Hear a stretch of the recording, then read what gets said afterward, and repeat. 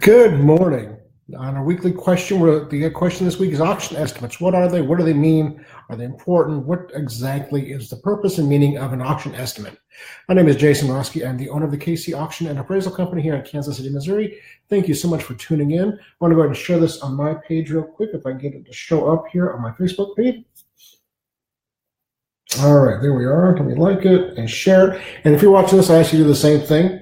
If you like anything I say or are curious about anything I say, hit the like button, the love button, ask a question during the discussion. We'll be happy to answer the questions as they come up, and hopefully you find something interesting. So auction estimates, what are they? What do they mean? And what is their purpose? Auction estimates are a pretty simple thing. Definition speaking, an auction is offering items for sale at the public, generally in a public setting, to the highest bid without a set established price. An estimate is what somebody thinks those things will sell for. For example, we had an auction closed last Monday, week and a half ago. And we had an Arthur Kraft painting that was interesting. It was from the late 60s, based upon other works of his that we have seen and sold over the years. Nice size. We call it kind of a sofa-sized painting, perfect to go in a family room, that kind of a situation.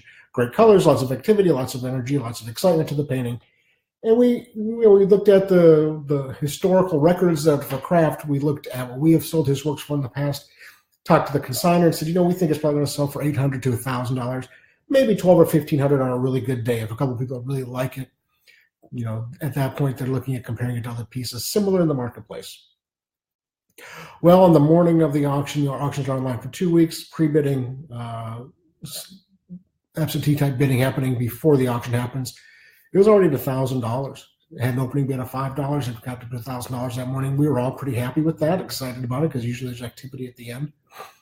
Well, but it was all said and done. The painting brought almost $6,000 worth of premium, $5,865, which is by far an auction record for his work. I know of one piece being sold here retail in Kansas City. They're asking $5,000 for it. And so the question becomes, why did that piece in particular sell for so much more money than what the estimate was, and what was the purpose of the estimate, and why did it sell for basically 6 times the auction estimate? And the reason for this is pretty simple in this scenario, is that the painting was kind of unique. There have not been a lot of big Kraft paintings come on the marketplace.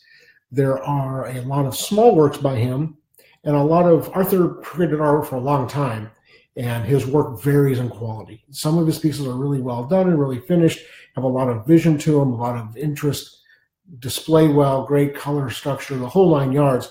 A lot of his works are not. He had a reputation for producing a lot of work, and not all of it was the best of quality. And so when you compare what is generally available to what we actually sold, comparing the paintings was difficult, because the one we sold was almost a masterpiece type work for his genre, for his oeuvre, and for this era in particular. It was, many people would consider it the best example available. The condition was also really, really spectacular. It had been commissioned by a person back in the late 60s. They had it painted, hung it on a wall in their family room in the basement, and it hadn't moved until it was brought to us to sell. And so it had a little bit of, it had gotten a little bit discolored over the years, but nothing drastic. It didn't detract much from the painting, really. And so you had it really fresh. It was fresh to the market. Nobody had seen it before. The condition was really good. You could bring it home and hang it on a wall. And it was just that time frame, right? So it was a 1970s piece, 60s, 70s piece, and that's a really hot market. The condition was good. The size was great. And we ended up with 12 different bidders from Texas, Illinois, Wisconsin, Kansas, and Missouri. And it sold to a buyer down in Wichita, underbid by a person here in Kansas City, and the third underbidder was up in Wisconsin. And so it spoke to a lot of people, and our marketing message got out there to the right people at the right time. And so sometimes that happens with an auction estimate. And then the other thing for us, and for most auction houses, is that you want to be, as an auction house, somewhat conservative in your estimates, because you don't want to offer a piece. Let's say we offered that with a $4,000 or $5,000 estimate. It's the best he's ever done. all these things that made it so. But if we just said we thought it was worth $4,000 or $5,000, some of those people wouldn't have registered and bid because they would have immediately thought that our expectations were too high. Oftentimes, the other thing that estimate can represent is with auction houses that use reserve prices. Oftentimes, the auction estimate, the low estimate, might be the reserve price. So if you have an estimate of $3,000 to $5,000, sometimes that $3,000 low estimate is the bottom that the auction house is authorized to sell it for. And so in that way, it can be an indication to the market of what it will have to sell for. Other times, we sell 99% of what we sell for our clients without a reserve price. So it's going to sell at some price. The auction estimate isn't quite as important. The other thing that it does is if you're not sure about a piece as a buyer, if you have an auction house estimate of $800 to $1,000, you understand that the auction house thinks it has that much value based on a couple of different metrics. And some of those metrics are your previous sales records for that artist in the marketplace as a whole. So if we get a painting, we got a painting yesterday by Freitag Kaupen out of Germany. And so we can look at, we've not sold a painting by that artist before, but we can look at in the marketplace as a whole, at the auction houses around the world that have sold that, what did they sell it for based on what estimates if they publish those, and get an idea of, okay, this is a small painting, it should sell for between $400 and $600 or $800 and $1,000. We haven't done the research yet. We just looked at it and we know it's a nice painting. It's fresh out of an estate, and we know that it will attract bidders. It's a well done painting. But we will look at the information out there. The other thing that we can do, and all auction houses do, is we look at what we have sold personally. Right now we're selling the John Douglas Patrick collection. We're the only people in the world who really sold his works. There's been like 4 or 5 pieces sold in the last 100 years outside of our auction house. And so we know we are the market. And we've sold 2 groups of oils, got 2 auctions with oil paintings in them. And we know based on the first auction, we could give an idea of what to expect in the second auction. And based on the first and second auction, we kind of have an idea of what they'll sell for in the third auction of his works here in a couple of weeks. And so the other thing that auction houses look at is personal sales records. So thank you all for watching. If you're watching, you have a question, comment, concern, go ahead and send me a comment right now while we're doing this. Hit the like button, the share button, the smiley face button if you like what I'm saying, if it's interesting to you or you think it'd be interesting to your friends and family.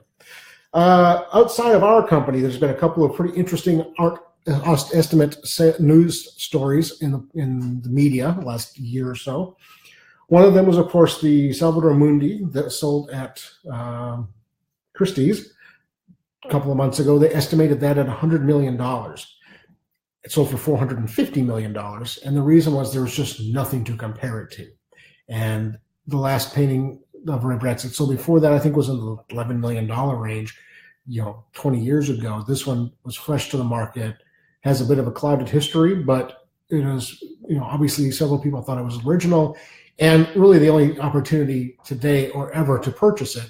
And so it brought a lot of money. The other one that came up that hasn't gotten nearly the media unless you watch Strange Inheritance on Fox is a Rembrandt was found in an estate in New Jersey. And a colleague of ours, and I know John Nye, we used to sell an eye gavel at the same time. He was called to look at these items at the estate and went out there and looked. And there was this painting. It was absolutely an old painting, several hundred years old. But it was just kind of an old painting, and they kind of estimated $800, $600 to $800, just based on the age, the size. They said, the image wasn't particularly well painted. The people weren't pretty. It wasn't a great frame. It was just an old painting. And when they brought it to the auction block, immediately it went up to $5,000, and it obviously got their interest up. And as it kept going and going and going, it finally sold for at $450,000. The second, one of the bidders was asked, "Do you want to bid again?" And they said, "Absolutely."